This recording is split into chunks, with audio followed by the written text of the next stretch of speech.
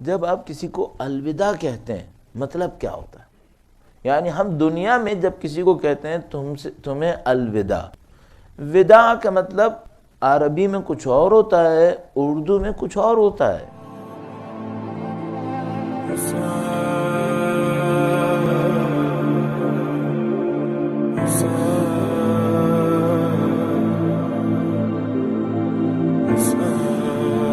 وداع، ودیعت عربی میں کسی کو کسی کے سپرد کرنے کو کہتے ہیں۔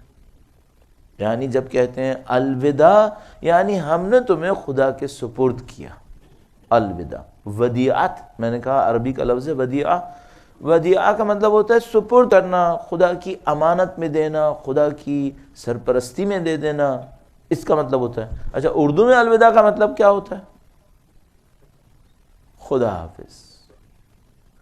اردو میں الوداع کا مطلب بچھڑنا ہوتا ہے، کوئی کسی سے بچھڑ رہا ہے، کوئی کسی سے دور جا رہا ہے، اب دوبارہ ملنے کا امکان فوری طور پر نہیں ہے، اس کو کہتے ہیں الوداع۔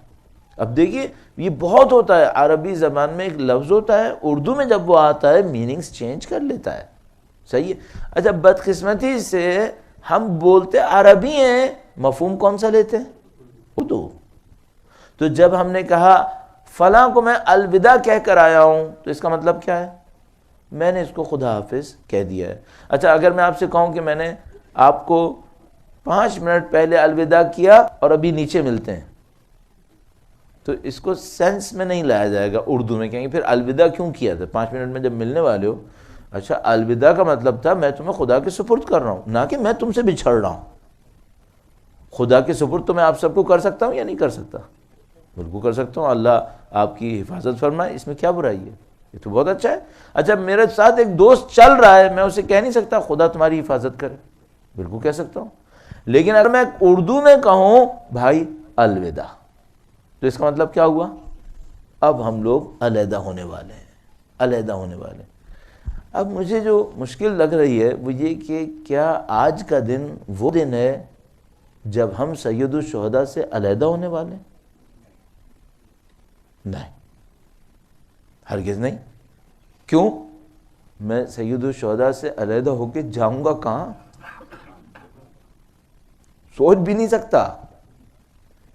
موت بہتر ہے۔ پھر ہم تو نہیں سوچ سکتے کہ بھئی ہم ایک دن امام حسین کے بغیر کیوں گزاریں؟ تو عزیزان محترم یہ تو ہمارے لیے قابل تصور نہیں ہے کہ ہم سید الشہداء سے اس معنی میں الوداع کر دیں، یہ ہم نہیں کر سکتے۔ تو پھر اس الوداع کا مطلب کیا لیں تو صحیح ہوگا؟ اس الوداع کا مطلب یہ ہوگا کہ آج ہم سوگ اٹھا رہے ہیں، بس۔ بھئی جب ظاہر مختلف کمیونٹیز ہوتی ہیں، ان میں کوئی غم کا دن منایا جاتا ہے تو اس غم کے دن میں کوئی خوشی نہیں منائی جاتی، غم کے ایام میں خوشیاں نہیں منائی جاتی۔ ویسے تو ان کا غم ایسا تھا کہ ہماری زندگی پہ حاکم تھا، خود خاندان عصمت نے کئی سال سید الشہداء کا غم منایا اور خوشیاں نہیں منائیں۔ جیسے کہ ہمارے پاس روایات موجود ہیں کہ جب مختار ثقفی نے دشمنان اہل بیت اطہار کے بالاخص حرملہ کا سر بھیجا، تب اہل بیت اطہار علیہ السلام نے سوگ اٹھانے کا اعلان کیا، جس میں ظاہر ہے کہ سال لگے، کئی سال لگے، تو انہوں نے کیا۔ لیکن ظاہر ہے کہ ہم اپنی زندگی کے اندر اپنے زندگی کی اور ذمہ داریوں کو انجام دینے کے لیے بہرحال مجبور ہیں کہ کچھ مراسم خوشیوں کے بھی انجام پائیں گے۔ مثلا بچیوں کی شادیاں ہونی ہوتی ہیں اور دوسروں کی خوشیاں منانی ہوتی ہیں، تو ہم نے اپنی ایک مجبوری کی خاطر ایک دن کا اعلان کیا کہ بھئی اس دن پر غم اور سوگ اٹھا لیا جائے گا۔ اب بچے اور جن خوشیوں کی طرف ہم جانا چاہتے ہیں اس میں جا سکتے ہیں۔ بس الوداع کا مطلب کیا ہوا؟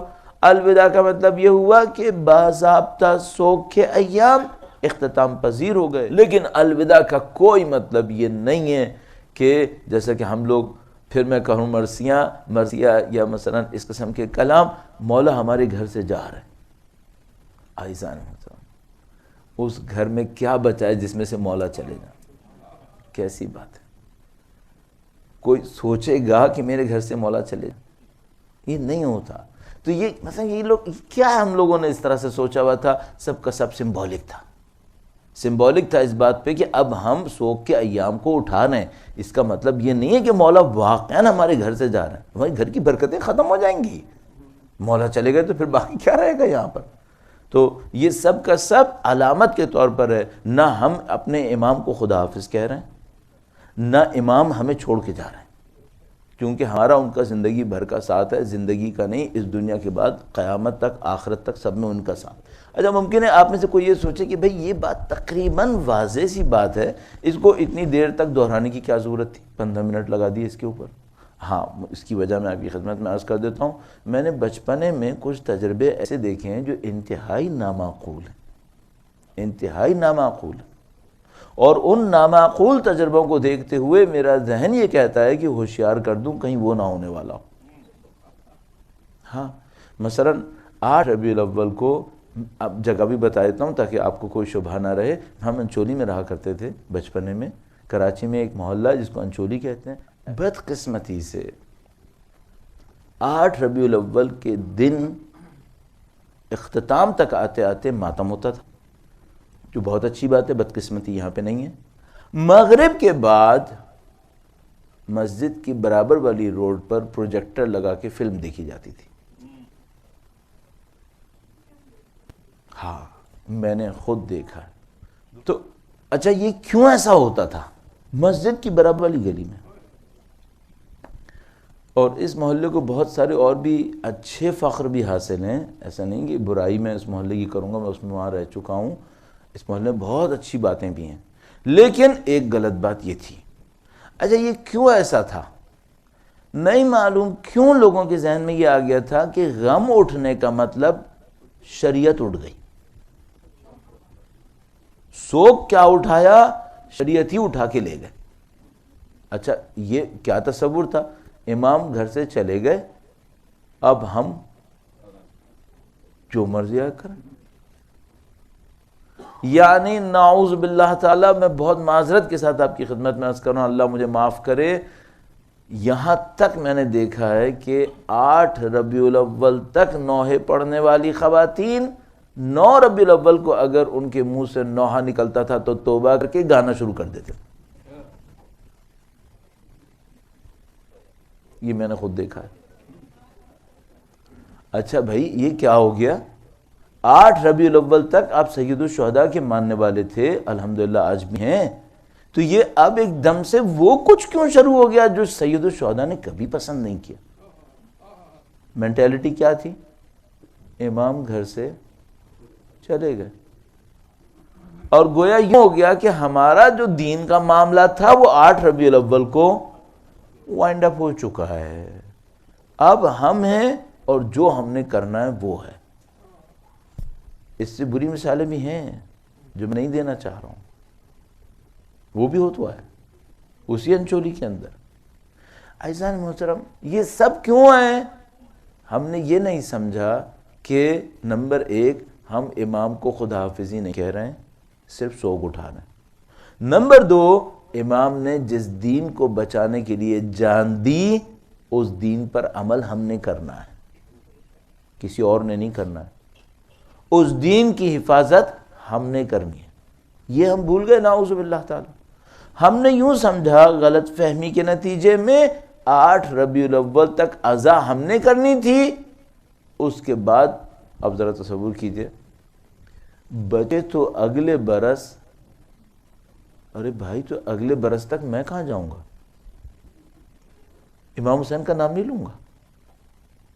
شاعر شاعر ہوتا ہے، شاعر پہ تنقید نہیں ہے. مفہوم یہ نہیں لے سکتے.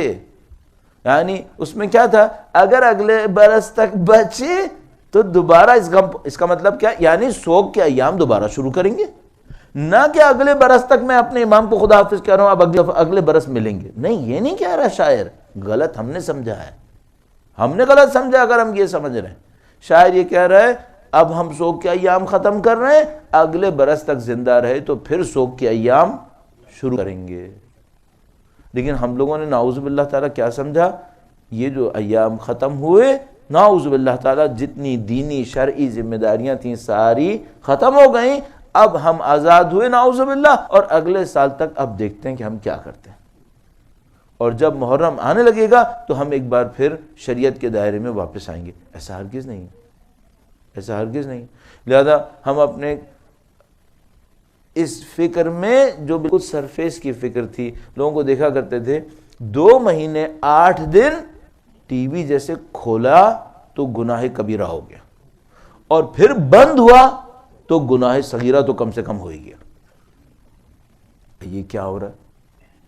ٹی وی پہ کچھ چیزیں صحیح آتی ہیں وہ آپ ہر وقت دیکھ سکتے ہیں، ٹی وی پہ کچھ چیزیں غلط آتی ہیں وہ آپ کسی بھی وقت نہیں دیکھ سکتے، چاہے وہ 8 ربیع الاول سے پہلے ہو چاہے وہ 8 ربیع الاول کے بعد ہو. جو صحیح ہے وہ آپ کر سکتے ہیں، جو صحیح نہیں ہے وہ آپ نہیں کر سکتے، کبھی بھی نہیں کر سکتے. تو عزیزان محترم، سب سے اہم نقطہ جو اس وقت آپ کے سامنے اور ہمارے سامنے ہے وہ یہ ہے کہ بھئی یہ جو الوداع ہے یہ صرف سوگ کے ایام کا خاتمہ ہے، شریعت کا اختتام ہرگز نہیں ہے. ہمارا اہل بیت سے کمٹمنٹ ہے. اس کمٹمنٹ کے نام پر ایک کام تو میں آپ کی خدمت میں ضرور تجویز کروں گا، وہ یہ کہ ہر روز امام حسین کی کوئی ایک زیارت ضرور پڑھیں، چاہے ایام سوگ کے ہوں چاہے ایام بغیر سوگ.